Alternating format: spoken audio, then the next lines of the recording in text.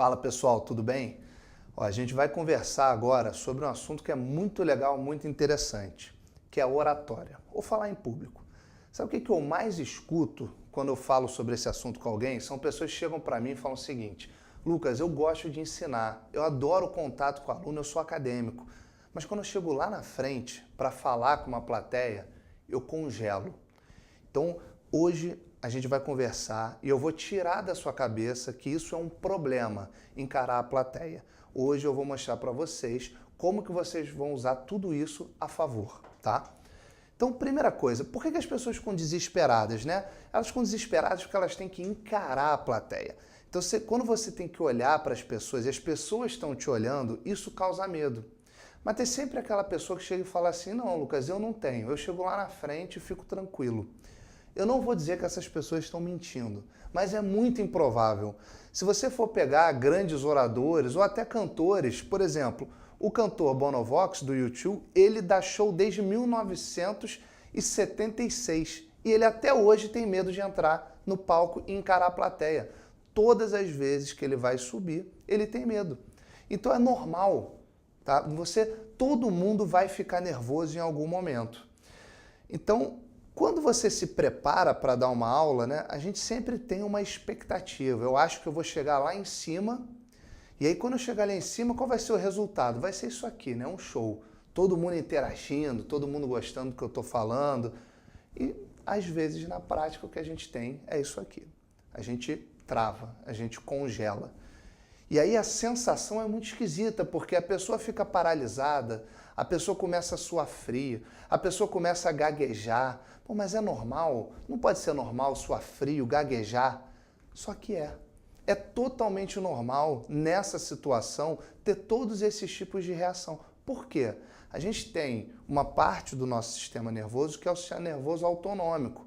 E o sistema nervoso autonômico simpático é aquele que dá pra gente o mecanismo de luta e fuga.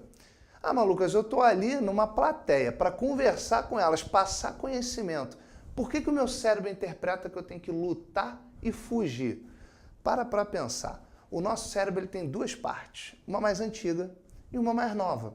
A mais antiga, que é aquele cérebro primitivo, que tem todos esses reflexos, esses instintos, como é que ele funcionava? Pensa lá no Homem das Cavernas, ele sai da caverna, ele não interage com ninguém. Você acha que o Homem da Caverna fazia social? Ele não fazia social, ele não ficava cheio de gente, cheio de amigos, conversando com eles. Era ele, no máximo um ou dois, né? Então ele era sozinho. Se ele sai da caverna dele, cai na selva e tem um monte de gente ou um monte de bicho olhando para ele, o que o cérebro interpreta? É isso aqui. É um monte de bicho vindo me atacar, tá todo mundo me olhando para me atacar. Então eu tenho que fazer alguma coisa para resolver isso. Eu vou ter que lutar, fugir ou as duas coisas, lutar um pouco para conseguir fugir. E aí, lembra da plateia como que ela é? É mais ou menos isso, olha aqui. É um monte de gente te olhando. É um monte de gente te olhando e o seu cérebro primitivo, que é aquele que faz esses reflexos, ele interpreta: opa, um monte de gente me olhando, vou travar, vou ficar aqui, ó, sistema nervoso simpático, vou dilatar a pupila, vou levar o sangue para os músculos, tirar da pele, então a pessoa fica pálida, para ele poder lutar com essas pessoas e fugir. Então isso não tem jeito. A gente consegue enganar o nosso sistema nervoso autônomo. Olha, a gente consegue enganar muitas pessoas, a gente consegue enganar muita coisa. O cérebro a gente não consegue enganar, porque o cérebro é quem comanda a gente.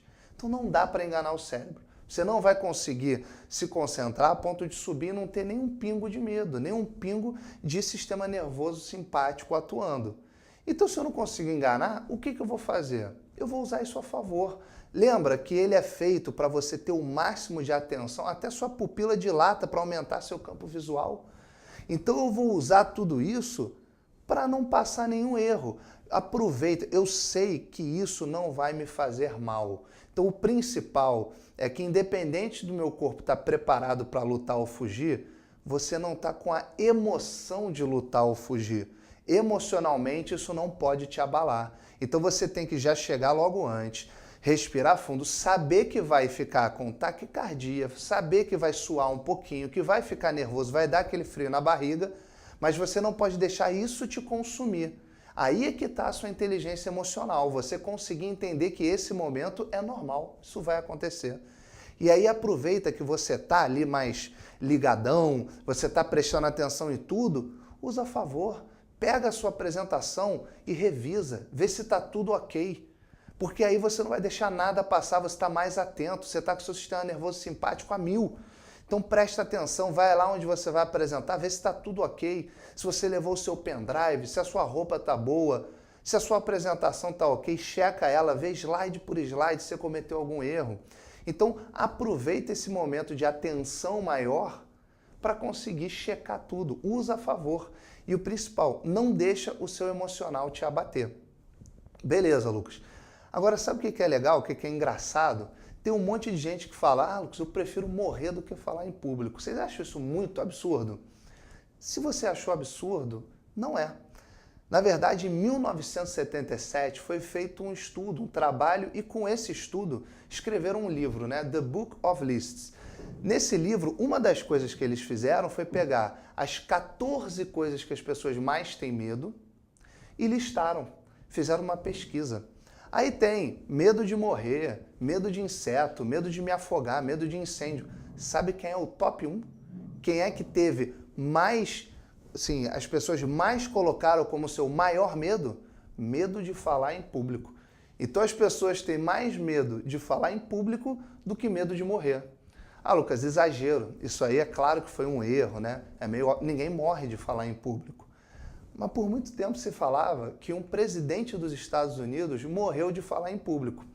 Ele foi o 9º presidente dos Estados Unidos e ele teve o menor mandato da história, porque ele chegou, fez o discurso de posse e morreu.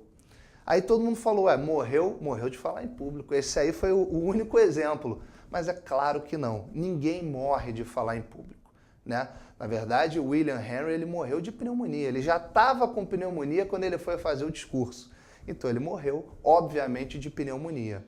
Então quando vocês forem parar para pensar, eu vou fazer um discurso, a primeira coisa para entrar na cabeça é, eu estou preparado. Se você se preparou, ninguém naquela sala vai saber mais do que você.